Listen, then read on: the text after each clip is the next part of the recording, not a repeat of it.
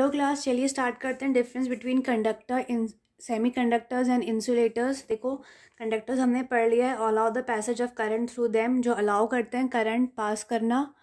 Semi conductors, conductivity lies between conductor and insulator. इनकी जो conductivity होती है ये लाई करती है आपकी कंडक्टर्स और इंसुलेटर्स के बीच में। इंसुलेटर्स क्या करते हैं, अलाउ नहीं करते करंट को पास करने के लिए। Do not allow the passage of current through them. ठीक है। नेक्स्ट पॉइंट है valence electrons are free. Valence electron free होते हैं तभी वो कंडक्ट कर सकते हैं। Valence electron are loosely bound to atom. इसमें आपके वैलेंस इलेक्ट्रॉन्स होते हैं इतने फ्री नहीं होते हैं, पर अगर अटैच होते हैं एटम से तो इतना टाइटली भी अटैच नहीं होते हैं। Valence electrons are bound tightly to atom. Insulators में क्या होता है, जो आपके वैलेंस इलेक्ट्रॉन्स होते हैं बहुत ज़्यादा टाइटली बाउंड होते हैं एटम के। ये सही इसलिए इंपॉर्टेंट होता है क्योंकि वैलेंस इलेक्ट्रॉन्स ही कंडक्शन बैंड में जाते हैं और फिर इलेक्ट्रिसिटी कंडक्ट करते हैं। अगर ये फ्री नहीं है तो कंडक्टिविटी नहीं हो पाती है। Energy band gap, energy band overlap with each other. हमने पढ़ा था कंडक्टर्स में कि हमारा जो एनर्जी का बैंड गैप होता है, देखो ये ओवरलैप कर रहा है, इसीलिए आराम से कंडक्शन हो रहा है। इसमें हल थोड़ा सा गैप है, ज़्यादा गैप नहीं है, इसलिए इसमें इन बिटवीन होती है। सेमीकंडक्टर्स में और इंसुलेटर्स में बहुत ज़्यादा गैप होता है दोनों में, इसीलिए कंडक्टिविटी इतनी नहीं हो पाती है। फिर है रेजिस्टिविटी इज़ लो। देखो ये पहले इसमें देख लो, narrow energy gap between two bands. दोनों गैप में कम एनर्जी का गैप होता है। वेरी लार्ज एनर्जी गैप, दोनों में बहुत ज़्यादा एनर्जी गैप होता है।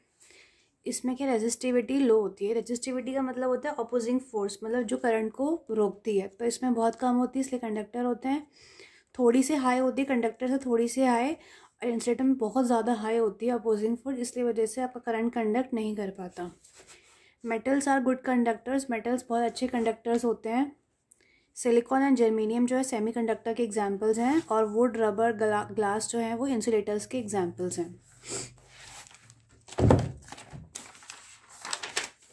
अब आता है आपका crystal structure of silicon and germanium. देखो जर्मेनियम क्या होता है, टेट्रावैलेंट एलिमेंट है। टेट्रावैलेंट का मतलब होता है इसके पास 4 वैलेंस इलेक्ट्रॉन्स हैं। ठीक है। It has 4 valence electrons. The atomic number क्या होता है इसका 32 होता है, and the electronic configuration is 2 8 18 4। देखो ये 4 है ना, 4 का मतलब है कि आउटर मोस्ट शेल में सिर्फ 4 वैलेंस इलेक्ट्रॉन्स हैं। ये होता है जर्मेनियम का स्ट्रक्चर। देखो 2, फिर 8, फिर 18, और जो ये ब्लैक से बने हुए हैं ये है 4 वैलेंस इलेक्ट्रॉन्स। ठीक है।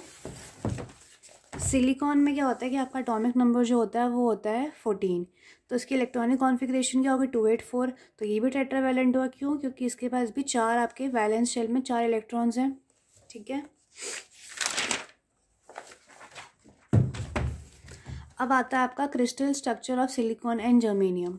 Semiconductors like germanium and silicon have crystalline structure since its atoms are held by covalent bonds. देखो जर्मेनियम और सिलिकॉन में क्रिस्टलाइन स्ट्रक्चर होता है। क्यों होता है? क्योंकि जो उसके एटम्स के बीच में हमारा कोवलेंट बॉन्ड होता है। कोवलेंट बॉन्ड क्या होता है? Covalent bonds are the binding force between 2 adjacent atom. Covalent bond एक तरह की बाइंडिंग फोर्स होती है जो 2 एटम्स को बांध के रखती है। In case of pure germanium, having 32 electrons, out of 32, 28 are held tightly to the nucleus while the remaining 4 participate in bonding. हमें पता है कि हमारे जर्मेनियम में 32 इलेक्ट्रॉन्स होते हैं, जिसमें से अंदर के जो इलेक्ट्रॉन जो रेड वाले हैं वो सब टाइटली बाउंड हो रखे हैं, और सिर्फ ब्लैक वाले जो हैं 4 इलेक्ट्रॉन्स जो कि आउटर मोस्ट शेल में हैं वही हमारे 4 वैलेंस इलेक्ट्रॉन्स हैं। सिलिकॉन में हमने देखा है कि हमारे होते हैं 14 electrons. 10 are tightly bound whereas remaining 4 participate in bonding with the neighbouring 4 silicon items. 14 हमारे होते हैं, जिसमें से जो 10 होते हैं वो हमारे बहुत टाइटली बाउंड होते हैं, और सिर्फ 4 ऐसे होते हैं जो कि नेबरिंग सिलिकॉन आइटम के साथ अटैच हो रखे होते हैं। ये उसका स्ट्रक्चर होता है। अब देखो टेम्परेचर का क्या इफेक्ट आता है। Effect of temperature on conductivity of semi conductors. Conductivity of semi conductors increases with increase in temperature. जैसे जैसे हमारा टेम्परेचर बढ़ता है सेमी कंडक्टर की कंडक्टिविटी हमारी इंक्रीज होती है। At absolute zero all the electrons of semi conductor are held tightly by the atom. जब टेम्परेचर बहुत ज़्यादा कम होता है तो सेमी कंडक्टर के जो इलेक्ट्रॉन्स होते हैं वो बहुत ज़्यादा टाइटली बाउंड होते हैं हमारे एटम्स के अंदर। The valence band is completely filled whereas conduction band is empty. जो हमारा वैलेंस बैंड होता है उसमें पूरे इलेक्ट्रॉन से भरा हुआ होता है, लेकिन कंडक्शन बैंड हमारा खाली होता है। जब तक इलेक्ट्रॉन्स कंडक्शन बैंड में नहीं आएंगे तब तक कुछ भी ट्रांसमिट नहीं होगा, यानी कंडक्ट नहीं होगा।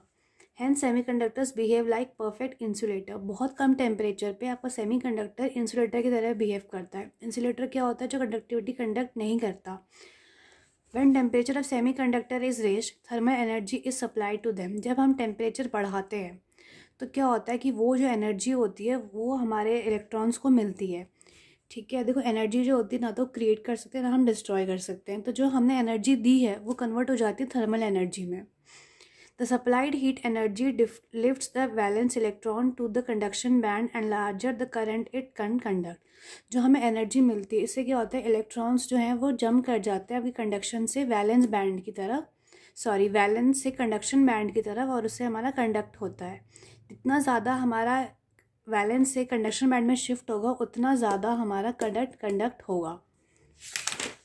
तो हमारा एटॉमिक स्ट्रक्चर यहाँ पे ख़त्म हो गया है। अब हम नेक्स्ट चैप्टर स्टार्ट करेंगे रेडियो एक्टिविटी।